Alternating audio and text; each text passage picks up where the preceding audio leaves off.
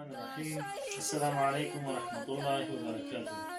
بسیار بزرگوار و محترم حاجی صاحب محمد حسین، صحت و سلامتی شما از بارگاه الله جل جلاله میخواهیم.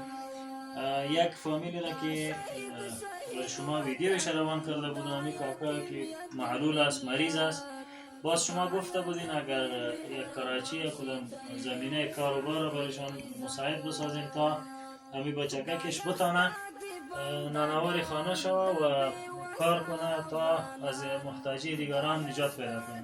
انشالله امرای می برادر رو صحبت کردم، این آماده است تا که کراچی یک زمینه کار برشان برابر کنه. بلسوک نشتا چی پری وکڑی شفقت خدایا تپری مهربان شیطای و ساتی عزت دا شهید وطن دا یتیم ملت خدایا تپری مهربان شیطای و ساتی عزت دا شهید وطن دا یتیم ملت خدایا تپری مهربان شیطای و ساتی عزت خدایا تپری مهربان شیطای و ساتی عزت ناوی ناستوی بیغما دخپل خوگشنا پتما. قدرمن ورونو خویندو، السلام علیکم و رحمت الله و برکاته.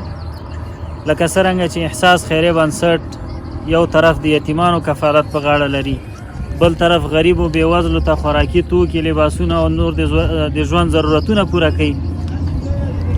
د دې ترڅنګ دا هم خپل ایمانی مسؤلیت بولي هغه ورونه چې کولی شي کور ته خپله یو مړۍ نفقه په حلال د لاسونو په تڼاکو باندې یوه مړۍ حلاله ډوډۍ وګټي، د هغې دپاره کاري زمینه برابروي.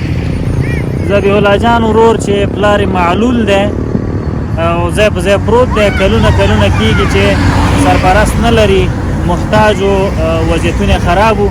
نو الحمدلله دې دپاره مو کراچۍ او نور هغه توکي چې د ژمي کې ضرورت دي، خستې دي، پلي دي، جوار دي، دا به پخوي او خرڅې به د دې په واسطه باندې به کور ته خپل حلاله مړۍ راوړي. د دې د بازار او د کور ترمنځ یو اندازه واټن و، د همدې دپاره چې لاره زیاته و، یو اراده باسکل مو ورته واخیستو تر څو د کور نه خپل کاري ساحې پورې په باسکل باندې راشي. دا د لوګر ولایت محمد اغي ولسوالۍ او د پل قنداري بازار دی. نو دغه مرسته حاجي صاحب محمد حسین له سعودي عربستان نه لیږلې وه تر څو د دغه ورور کاروبار ورباندې جوړ کړو. الله تعالی دې ورته اجرونه ورکړي، الله دې ورنه قبول کړي. جزاکم الله خیرا. بسم الله الرحمن الرحیم. حاجی صاحب محمد حسین لخوا موږ ډېر مننه چې موږ ته کار زمینه برابره کړه. یتیم ملت خدایا تپری مهربان شیطای و ساتی